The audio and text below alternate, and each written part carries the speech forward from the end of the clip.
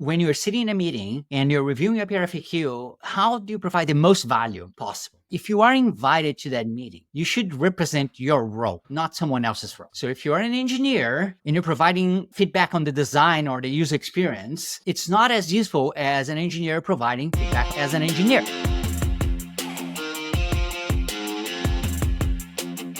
Welcome to the How Leaders Think podcast, the show that transforms you by renewing your mind and giving you new ways to think. I am your host, Kenny Lang, and with me today is the Marcelo Callbucci, which is probably one of the top 3 coolest names that we've had on the show. We should get a t-shirt for you, Marcelo. I think we'll work on that and we'll sell that. It'll be in the show notes.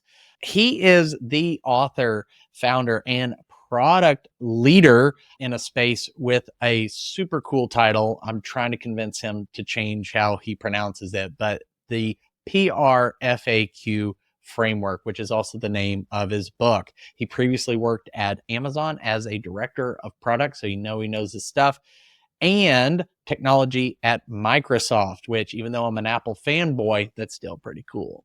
He's also founded many startups in Seattle and London, so he likes the rain. Welcome to the show, Marcelo. Thank you for having me, Kenny, and the rain does not bother me.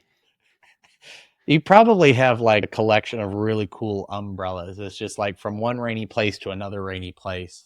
If the sun pops out, does that scare you? What's that fire doing in the sky? Or is it just... Yes, there is a rule in Seattle. People that live in Seattle should not have umbrellas. Only the tourists have umbrellas. Oh, really separate. Okay. Yeah, we know how to navigate the city in the rain. Something that's always been interesting is it seems like if you walk through the rain, you would get rained on more than if you run. But every time I run through the rain, I feel like I get more wet. And I'm sure that there's probably some Seattle super secret science you could drop on us to explain that. But that isn't why you're here. But do tell me, Marcelo, what is on your mind? Yeah, so I wrote the PRFAQ framework book and released it just a few weeks ago. So it's very fresh.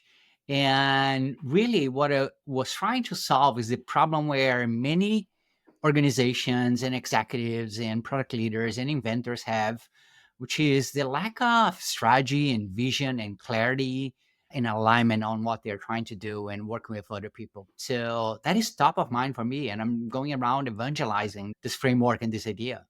As you should. And you were very kind to let me have a download copy and go through some of it, and just being able to skim it. I was like, oh, I need to probably like print or find something to like digitally highlight some of this stuff, even for myself. And I'm not even in the product space, I'm in the service space.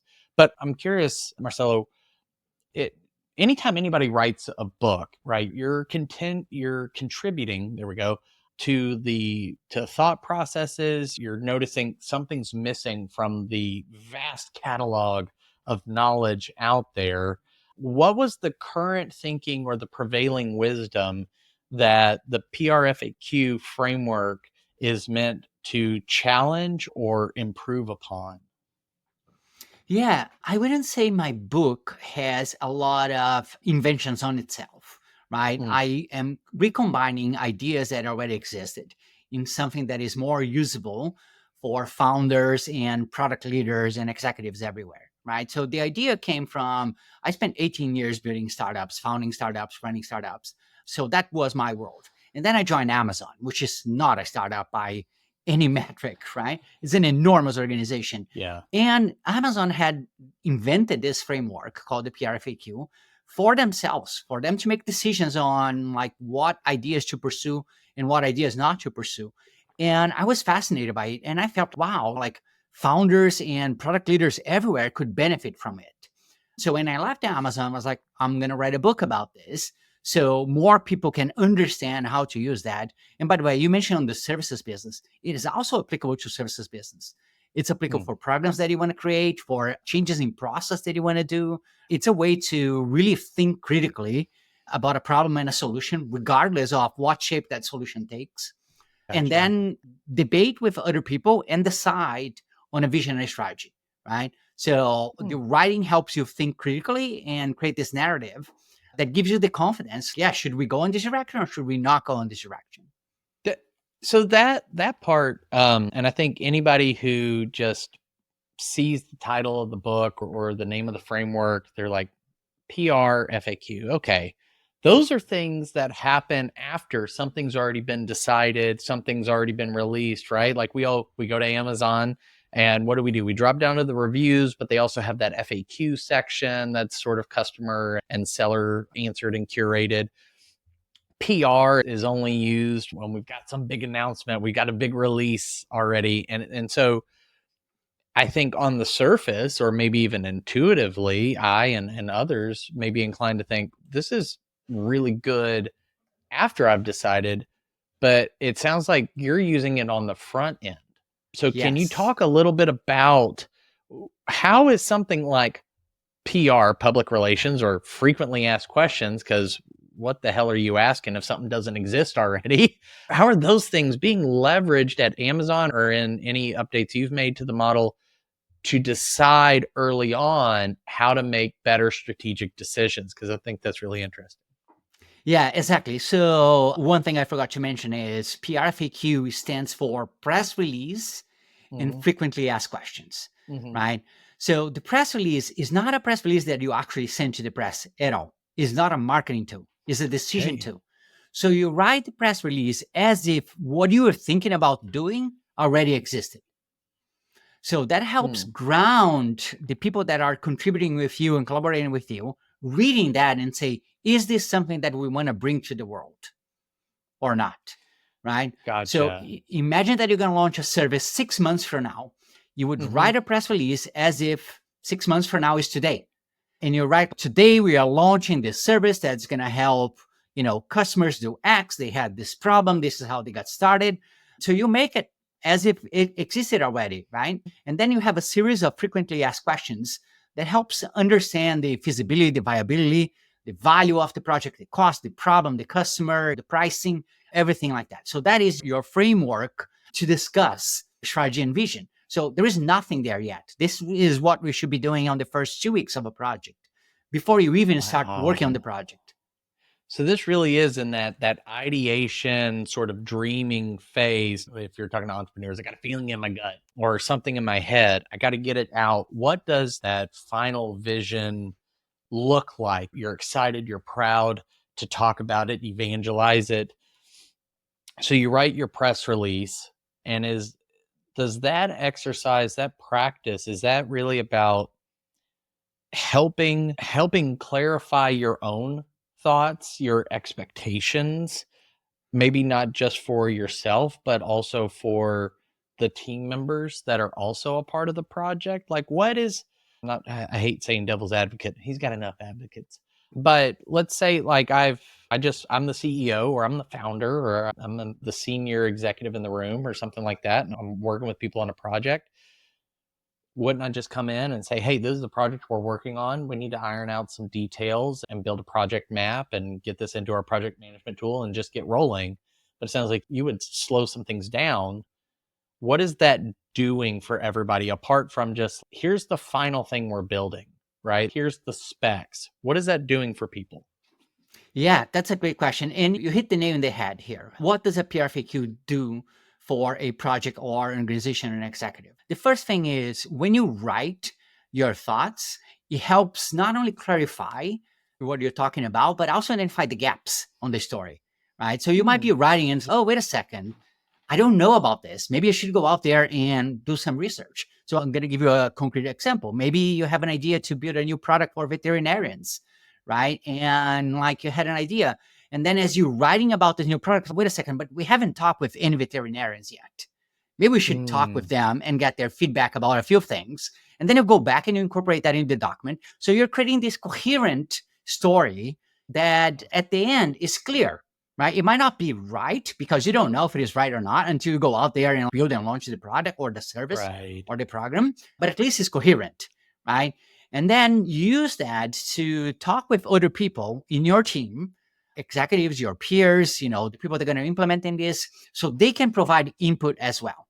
So it's much easier to provide input in a Wow. document than to provide input in a project, right? Because you are like Yeah. halfway there already.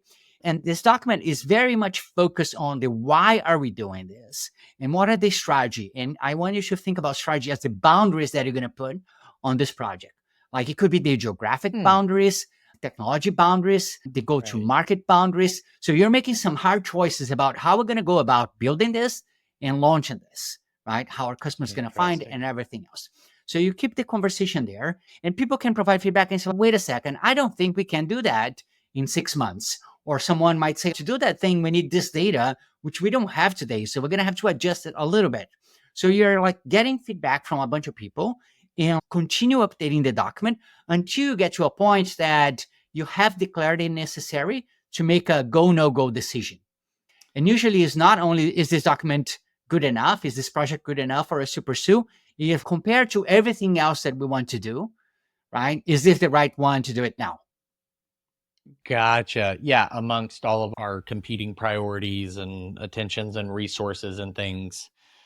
So I really like this because I think that there's a nugget if anybody wants to go back and clip it, record it, or just re-listen to it about number one, I like the idea of coherence, right? There's I forgot, it's Fisher's narrative paradigm. So I'm getting really nerdy on communication theories right now, but literally it's the only thing I can do with my degree in speech communication. So I'm just trying to make my dad proud. But he had two things when he talked about narratives whenever we communicate is you have narrative coherence and narrative fidelity. Like, does it hang together and does it ring true? And so coherence is, does it hang together, right? And then the fidelity is, does it ring true to your experience or some sort of objective truth or data or something that we could measure? And so what I hear you saying is, look, we don't have to know everything on the front end. Nobody ever does, right? There's imagined tasks and then there's discovered tasks once you actually get into the work. But at least if we can say, assuming this is the end state, here's all the things that would be true, and we wrote about it in a more press release, more narrative format. One, now that helps us all get on the same page, regardless of how we operate best. Some people may love spreadsheets and bullet points, and some people just want you to write on a whiteboard and it's all disconnected and colorful. But this really helps bring the team together so that there's a shared understanding from the very beginning. Am I getting that right? You're getting completely right, right? So the press release is you paint the picture of the future, and the FAQ answer questions about that picture. And it answer questions in two different ways. One is you can state facts. You can say 37% of veterinarians have this problem, which is a fact that you research and discover. And you have other things there. There might be opinions or assumptions, right? Or hypotheses as well. And you're making it clear that you don't know, right? What you don't want to do is to present elements on the frequently asked questions as being fact when they are just your intuition, right? So you might say, hey, I want to launch a new podcast because I believe that people would love to hear about whatever topic. Can you go beyond just that? Can you do some research to back it up, to find the data, to discover, at least interview a few folks to say, like, how would you think about a podcast about this? Is this a problem that you have? Would you be interested? So it helps you develop an idea in a more robust and structured way until you go and execute on that with confidence. Gotcha. Where are you generating these questions? Is that on we'll just, lack of a better term, the project team, whatever you're coming up with? Is that on them to go, okay, here's all the questions in this press release we haven't answered that we would hope to discover, discern, learn something over the course of this project? This needs to go on the FAQ list because we're going to need to answer this either for ourselves or for the stakeholders. Like maybe it's higher ups, maybe it's a board, maybe it's the customers themselves, and it actually will be on an FAQ on a website or something. Or are you advocating for, hey, go out and find focus groups and find this and go here, and that's where you generate these questions that go in the FAQs? Where is that sourced? Yeah, so it's a combo of things. First of all, like in the book, I give more than 40, 50 questions that you can draw from to include on your FAQ. So the questions are typically you start from what problem are we trying to solve? You might have a question is, who is our main customer? Another question might be, how are they solving this problem today? Mm. So you start with a few well-established questions, but then you might have questions that are very specific to your project, right? That you can't like simply draw from a set of questions that already exists.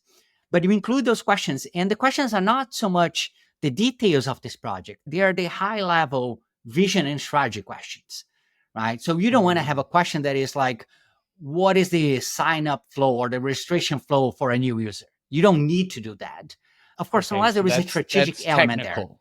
That's Yes, that's too in right. the weeds of things. Okay. Yes. So you want to keep it high level to understand really the problem of the customer, how much they suffer with that problem, meaning the importance and severity of the problem, because you don't want to solve a problem for a customer that is not important to them, right? Because then they Right. don't care about it. Yeah, you don't want to be a So hammer looking for a nail.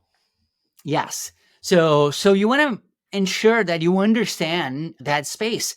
And every once in a while, you're going to figure out that your initial idea has moved to a new idea because you discover more things. And you're like, oh, wait a second. The problem that we were thinking about solving is not as important as this other problem that we just learned. So let's pivot Mm. our idea to be this one. So you just save yourself 6 months, 12 months, 18 months of a dead end, right? Just because you had an assumption that was wrong. Yeah. People are your largest line item on any budget, typically. The misallocation of human capital is one of the things that can totally wreck a company. Now, obviously, there are very large entities like Amazon, which can absorb those mistakes, but they're in a rare class, right? With along with probably a few others. So, what do we do when, let's say, we wrote the press release, and is there some sort of approval flow or ceremony to move from press release from PR to FAQ? I'll start Yeah, there. so it's the other way around that you actually write this document. I know the document starts Okay. with a press release and then has the frequently asked questions, but the right approach is you start from the questions first. Questions like, what problem are we solving? Who is our customer? How are they solving today? What is our Okay. solution? How customers are going to find our solution? What do we need to Oh, execute okay, on this okay. solution? What we are not doing, right? For example, Gotcha. you So it's might not say like like, you just write an idea down and then you try to filter it through these questions and next. It's really, we want to do something. So I guess where's the genesis then of the FAQ? Is it like, do we use this in our like quarterly objectives like OKRs? Are we using this to help write that for new projects? Is it for annual planning? Where's the genesis of the idea that says, all right, we have something now. Let's go to the FAQ. And if we feel good there, then we'll write the press release. How does that flow happen then? yeah, so it's both. It's quarterly planning, annual planning, or even ad hoc, right? So what you want to have is a spark of an idea. And there are really three types of sparks that people get. One is they identify a customer, let's say veterinarians, for example, and we want to solve problems for veterinarians. But they don't know what problem they have and what solution they need. So you need to go and talk with them. That's the first type of spark that you get. And often that happens because you're already on that space, like you're already serving that customer and what else Mhm. can we do for them. The second problem is when sometimes you are the customer or you're so involved with that customer that you already identified a problem, right? And let's say the problem is bookkeeping. And like you go, let's validate that this customer has a problem with bookkeeping. Let's see if there are more customers that have problem with bookkeeping. And then let's find a solution for that. And the third one is sometimes you have an idea for a product, but you need to verify there is a problem and a customer for it, right? Yeah. Sometimes it's like a technology thing, like you see, oh, wouldn't it be cool if we build this? But before you go build it, like validate if there is a problem for someone and who is that Right. person or their business that might have that problem. So you start from this opportunity space that you don't have all the answers. And then you start writing the FAQs to help elaborate. And then you write the press release. And then you do a review with everyone that's going to be involved in the project. And finally, you make a decision about it. Gotcha. And it sounds like that last spark would be that ad hoc, that visionary entrepreneur who's just, I saw something and made me think this. And now it's time to go see if this is worth pursuing or if I just had indigestion. But a lot of people just jump right in, right? They don't They even think much. They're do. like, let's go execute. Take a time to breathe and see if there is coherence on that story. Gotcha. Because this sounds like a point of like intentional friction, if you will, to, hey, we don't need a ton, but we need enough to make sure that we don't go 100 miles an hour in the wrong direction. 100 That's miles right. an hour is fine, but if you went this way instead of that way, that could be costly. There's real cost, opportunity costs, all these other things. And there's two things to that, right? One is going the wrong direction, is the other one is different people on the team going in different directions. So you want Like a everyone going decision's on already this. been made and they're going like this.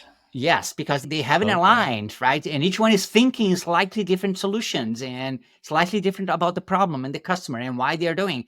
So what you end up happening is like in the months and years to come, you find so much misalignment and so much frustration, and usually stems from a lack of vision and strategy.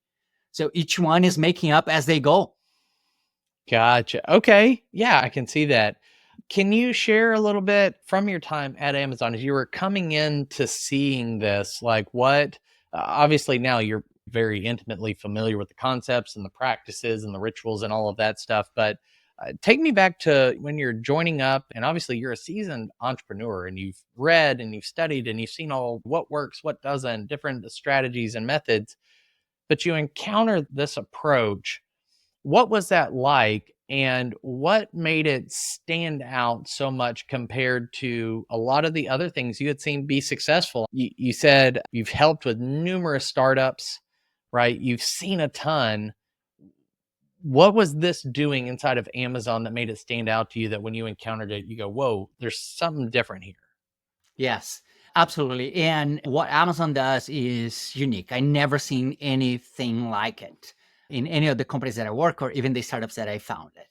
So the first few times you experience this process is awkward. It's so unfamiliar, like you're reading a Yeah. document. So at Amazon, you sit for the first 20 minutes of a meeting, reading a Mm-hmm. document in silence, right? And everyone is Mm-hmm. reading that PRFAQ. And then after everyone read it, then the conversation starts. So it's almost helps level the playing field so everyone knows what we're talking about and everyone has the right context for Mm-hmm. conversation. So the first few times it feels like very weird. But then you start to realize, oh wow, the conversations are so much more meaningful than the typical Mm, conversations when you have PowerPoint driving the presentation, driving the meeting. In a PowerPoint yeah. world, is like someone is pitching an idea and they put a PowerPoint with some slides, some screenshots, some diagrams, and people go asking questions. And it never feels like there is enough depth into that conversation, right? With the document, at least you have a coherent story there. And now you can point the flaws at the story to make it better. Your goal is not to undermine a story, but to identify how can we make the story better and Mm-hmm. work together on it. So it's very collaborative. And PowerPoint is not collaborative. Like when you have presentations, it usually is a one-way street. I'm pushing information to you. So that was very different. And I felt that was really magical for this type of decision. That's I've heard Bezos talk a couple times when he's interviewed, and I heard him mention about we spend the first 20, 30 minutes reading over a memo. He just called it a memo, and no PowerPoint allowed thing. I didn't realize until just now that was the PRFAQ document was what he was referring to. So that's Yeah, an PRFAQ is insider. one of those documents. Amazon has more than Oh, 10 documents for different things. So okay. PRFAQ is a forward-looking document, right? So it's a document that Only you're used gonna, in certain meetings. yes, when you are deciding what to do in Oh, the future. Now, Amazon has other documents, for example, to review how a business is doing right now. And you read the okay. document to understand like how was the last week or the last month of performance on this product or this business or this program. So Amazon has several shapes of documents, and the PRFQ is the one that I was fascinated about because as a founder entrepreneur, you're always this. You need tools to decide what to do next, right? What to build. Right. So the PRFQ worked really well for that. Gotcha. And I love what you said about it.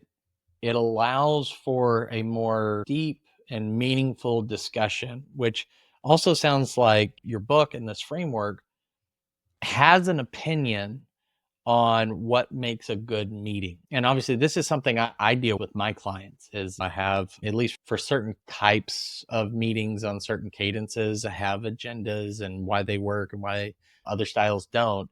But principally, I have my own beliefs about what meeting time should be, should mean, what the results of a great meeting should be, regardless.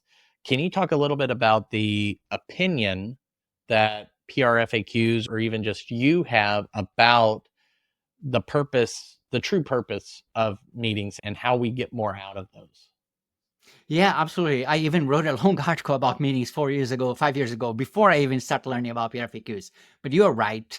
There are many problems with meetings. The two biggest one is often people get to meetings after another meeting. So they don't have the mental capacity or space to switch contexts as efficiently. And that derails the meeting. The Right. second thing is each person in a meeting, they are starting from a different perspective on what we are having a discussion about. And that can cause a lot of misalignment because people are like, some people read whatever was discussed in the previous meeting or the pre-reading materials. Some people didn't. And you're starting from this weird place and you're always having to course correct halfway through the meeting. So great meetings, they have outcomes. That's what you want out of a Yeah. meeting. And the PRFAQ, it's not for all meetings and not for all projects. But in the context of a PRFAQ, what you want is at the end of a PRFAQ review session, you do the 20 minutes reading and 40 minutes of debate and discussion. What you want is you want to get out of there with enough feedback for the idea to have evolved into a better idea, right? For you to leave with more Okay. information that you can incorporate in the document. And then you have certain meetings that are decision meetings, right? So you have the 20-minute reading and then followed by debate and decision. At the end of the meeting, you're going to say, let's pursue this idea, or let's find more information, or this is a good idea, but let's not do it now, right? Or Yeah. not a good idea at all. And you say, we're not going to pursue it. So that would be Gotcha. the good outcome of a decision meeting. I really like that. I'm of a similar mind. Like decisions should be made in meetings. Otherwise, if it's just, I forgot exactly how you put it when you were talking about PowerPoints, but just information is being pushed to you, right? Just shoved at your face. When really, if we can all get on the same page, somewhat literally, then we can have that debate. And I do want to have my own opinions about this, but one of my core values is confrontation. So I don't know if I'm the best person to talk about it. But can you talk a little bit about, we've written the PRFAQ document, right? And you're saying that we would create this document, it sounds like collaboratively, right? Like Mm-hmm. whoever the project team or the senior leadership team, we're preparing for annual planning or quarterly planning or whatever. And we have this document to help us look forward and evaluate options. We've read through it and now we're debating. How do you define and even teach, whether it's clients or just interested readers or listeners or maybe friends? How do we debate in such a way that outcome you talked about, which is we end that 40-minute session, the debate part of the meeting, with a better idea, or we've actually picked and evaluated, we said, these three ideas move forward, these other two do not? How do we debate in such a way that we can have those, what I would consider positive outcomes inside of a 40-minute window? Yeah, I even have a couple chapters about this in the book, right? So, one of the chapters that I wrote is to teach people how to provide feedback. And when you're sitting in a meeting and you're reviewing a PRFAQ, how do you provide the most value possible? So two ways that you can think about that is you have a specific role. Maybe you're a designer, maybe you're a product manager or an engineer, Mm-hmm. right? If you are invited to that meeting, you should represent your role, not someone else's role. So if you're an engineer and you're providing feedback on the design or the user experience, it's not as useful as an engineer providing feedback as an engineer, right? On the feasibility Right. of the idea. So that's one aspect that you can provide in a meeting. The second one is you need to understand if you are converging on an idea or if you are diverging into opportunity. And what I mean Hmm. by that is there are meetings where they are more like ideation, like they are brainstorming. Let's think about 3 different ways. Right. Let's think about 4 different Right. ways. And this type of meetings often get confused. So if you're in a meeting where you're trying to make a decision, it's not a meeting where you're trying to find more opportunities. You're trying to evaluate if the current opportunity is good enough or not, right? If the Mm-hmm. ROI of Mm-hmm. that opportunity is correct. You Right. might even have other ideas that you can save for later. But what often happens is like you are almost done with a project or a PRFAQ and you are 2 weeks in and someone says, oh, how about we do this other way? That is completely different, right? That is not as useful anymore. And it's not the Right. time to do that, right? You should have Right. done it on a different occasion or maybe even offline. So you have to contain your meeting team to help them understand like what we're doing here. Are we making a Yeah. decision? Are we exploring opportunities? So I want as many ideas as possible, or we want to eliminate opportunities and let's pick the best one, right? Or evaluate the one that we have on the table. But that's stated up front and it possibly even in the press release or anywhere inside of the PRFAQ document of, and what we want to accomplish is decide on the best one to move forward or discover collaboratively how we could make this better and what might be missing. Yes. Because you may have been an individual researching all of this and you're meant to bring it back to the team. It sounds could also have been a small subsection of a larger team that's bringing this into the larger department or something like that. Is that right? Yeah, more or less. Like you need a project leader. Like you need someone that Mm-hmm. owns the PRFAQ from beginning to end. And this person is And the they're helping only. collect. Yes, correct. And it needs to Oh, be someone of authority as well. It can't just be someone that you delegate to, right? You want hmm. someone who is actually going to be directly involved on that project in executing the project. So it should Mm-hmm. be Mm-hmm. someone that could be a director or a product manager or a VP, that it is the person driving it, right? Because they're going to have to balance the feedback from multiple people, the conflicting feedback from multiple people. And they need to make a decision about it and say, like, yeah, I listened to this concern from the engineering team, but we decided to go in this direction, right? Because that would be better for our customers or for the business. So you need to incorporate all those feedbacks into the document, but you are including everyone in helping think through it and collecting feedback. So at the end, Gotcha. you almost don't need a buy-in process. You don't need to go around and get people to support the project because they were part of developing the project. Gotcha. There's a saying which I've heard attributed to Sam Walton, who founded Walmart, which is if people can weigh in, they can buy in, or they will buy in. That sounds very similar to what you're doing, which is you've allowed everybody to contribute from the beginning almost. And so by doing so, they are now more bought in because they've already contributed in the early phases. Some of what you're saying reminds me of, and this may just be a recency bias because I've been doing a lot of work with the 6 Types of Working Genius from Patrick Lencioni, who wrote the 5 Dysfunctions of a Team and the Ideal Mm, Team Player and a bunch of other things. But he talks about the 3 phases of work with the working genius of ideation, activation, and implementation. And a lot of what you're describing makes me think of those first 3 steps, which take you through ideation, and the first step into activation, which is yes. discernment of picking the right thing. But understanding in meetings where we don't need because those 6 types take you through all the stages of work that gets done: wonder, invention, discernment, galvanizing, enablement, and tenacity. And Pat will talk about the fact that because he's ideation, he's always big Mm, ideas, is that one of the most frustrating things he can do is go to a team that's heavy into implementation. So that's also the phase of work we're in, implementation, and go, what? Like a week before something's due, what if we considered this? yes. Like, Yes. you're taking your genius and you're activating it in the wrong sense. But if we get clear on that in the meeting or in this document or something else, we can avoid a lot of that yo-yo that keeps projects in limbo for years or months and become far more expensive. So it sounds like there's also, with this process, this framework, a little bit of intentional friction to make sure we go in the right direction from the get-go, and we don't Hmm. waste thousands or hundreds of thousands or millions of dollars doing something that doesn't pan out, but also helps us stay on track once we've decided what track we're on. Are you That seeing is, that result?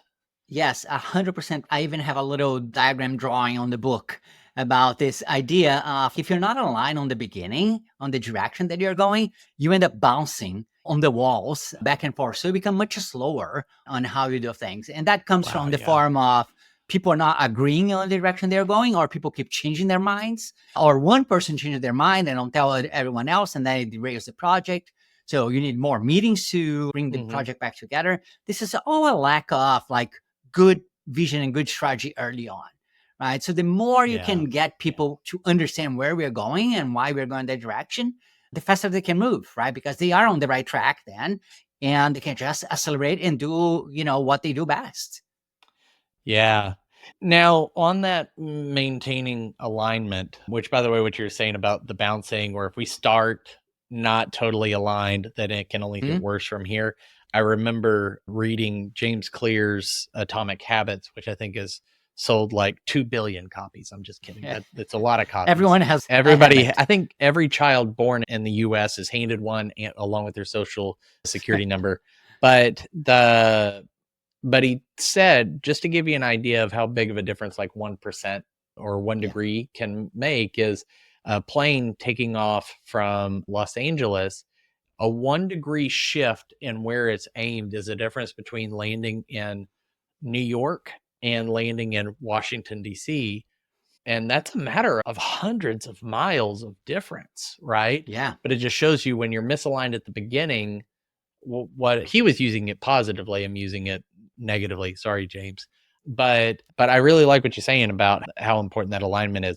Now, uh, tell me, how often is this document reviewed, updated? Is it really just a beginning of work and the debate and decide, and then are other systems or processes or rituals of project management kick in? Or Yeah. do we bring the PRFAQ back and say, hey, we've learned more, we're updating this now, and that project leader, that team leader, that the person with decision making authority, do they somehow bubble it back up? Or is it like, no, this helped us get us started, we've moved on to other tools now? Can you speak to that? Yeah, absolutely. You definitely should start with a PRFAQ on your initiative. But since the PRFAQ is vision and strategy, you would only update the document if there is an update to the vision and strategy. So maybe you did discover something, like maybe the problem wasn't as important, maybe the customer moved on, maybe the solution has changed. So in that case, you would update the PRFAQ or maybe even Okay. create a whole new PRFAQ because you're changing the vision strategy. But otherwise, it should be something that lasts a little bit of time, right? Maybe 12 or 18 months. You don't want to have an organization or a product that change vision strategy every quarter. Like that makes no Yeah, you'd sense, be all right? over the place. Which means like you haven't found the direction yet, which is fine too, right? Maybe you're on the exploration phase.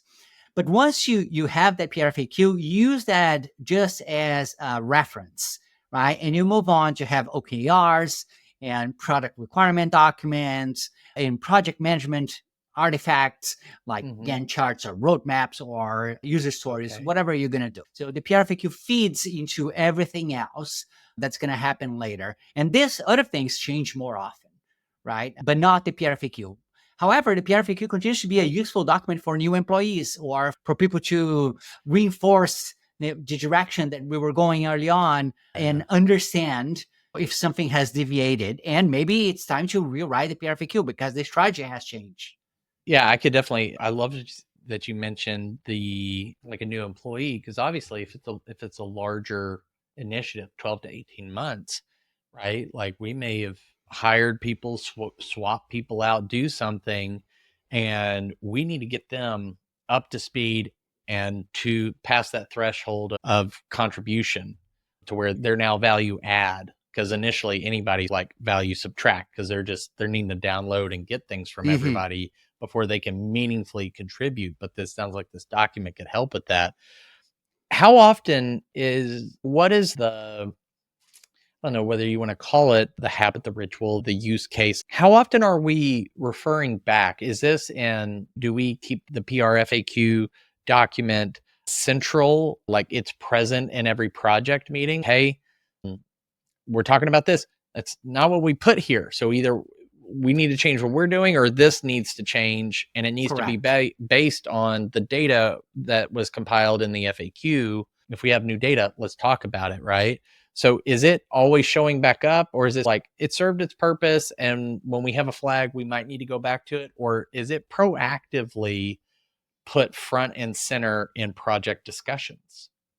Yeah. So I think if you have a small disagreement between the direction of the project and what is on the document, you might Mm-hmm. decide not to update the document. But you have to ensure that everyone understands. So it's almost like you want to add an addendum to the document, right? Whatever the Mm-hmm. repository is that you are using. But most of the time, you have to be careful because people read the document and they assumed that's the direction that you're going. So if there is any change and the document is not updated, it's a recipe for misalignment, right? So you have to be careful there.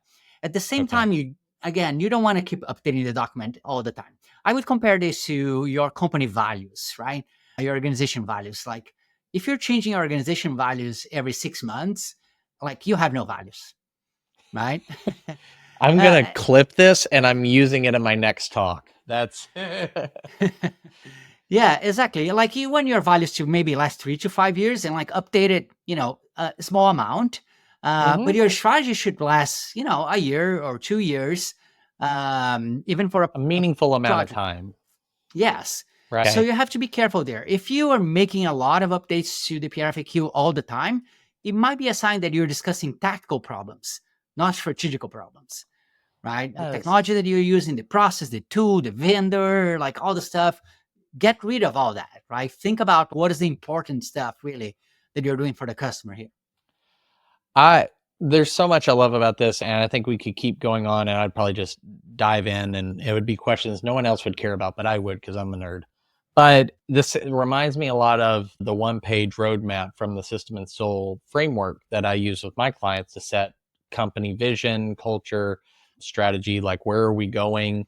And that's a document we don't update all that often, Mm-hmm. but it is a thing that I tell them you shouldn't be changing this all the time. It's a bit like the press release of this company you're building. And it's fascinating to me. There's so much about what you're saying that I agree with. And now my brain's spinning with some sessions I have coming up. I was like, I might actually want to reference this and figure this out. So we Yes. may need a call after this. But if somebody is listening and they're like, all right, I love what this Marcelo guy's talking about. This sounds like this could be really helpful for bringing alignment to my team. I've struggled to get everybody on the same page, literally, figuratively, however, and I want to get the ball rolling. I don't use a whole lot of frameworks or tools or things like this, but this sounds like it could help me. What would you tell that person to do to take a baby step in the next 24 hours, Mhm. spending little to no money to take that baby step towards this better alignment, better projects that we've been talking about? Yeah, I think the easiest way is go to the book website and find the link for the examples of PRFAQs that I have there. So you Okay. can read that and digest that information. And each of these PRFAQs is going to take you less than 20. There are four there. Each one of them is going to take you less than 20 minutes to read. So you get a sense for what this is, right? And then on the website as well, I have articles and other resources and templates for people to download, in addition to being able to buy the book as well. That's a good place to get started and get a sense of what this is. Gotcha. And that's the THEPRFAQ. I just said all the letters. But if you're super cool, you say perfect because I'm trying to trademark that. But theprfaq.com, go there and check out those resources that Marcella just mentioned. Marcella, the book available on the website, I'm assuming on Amazon Yeah. and other places fine books are sold. Is there any other way, like if somebody wanted to know more about you and your work and what you're doing to evangelize and help share the good word of the PRFAQ, where should they connect with you or reach out to you if they have questions? Yeah, if you go to the website, you're gonna find links for all my social media profiles and even my email address is there as well. And people are happy to connect with me that way. All right. And we'll have the links to what we just discussed along with your LinkedIn profile down there in the show notes. So if you're listening to this driving down the road, when you get to a stopping spot, you can pop in there, send him a connection request, and I'm sure he'd love to connect with you and learn a bit more. Marcelo, thank you so much. I'm really excited about your work and the good you're doing in the world. And now I'm excited to learn more because I think that this could be helpful to me personally as well as helping my clients. So thank you so much. I hope to have you on again in the future. Maybe you'll have some updated research or you'll be on book like 3, 4, or 5 or something like that. I feel like Yeah, you got a maybe. bunch of Who books in knows? you. So thank you so much to you, the listener. Thank you so much for staying tuned today and listening to this conversation. We sincerely, I say we, me and Marcelo, we could have this conversation without recording it and we would have had a great time and learned a lot. But we do this for you. If you enjoyed this, leave a review, rate it, subscribe.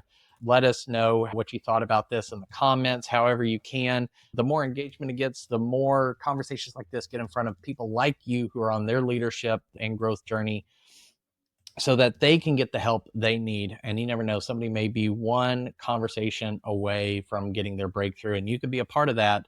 But until next time, change the way you think, you'll change the way you lead. We'll see you.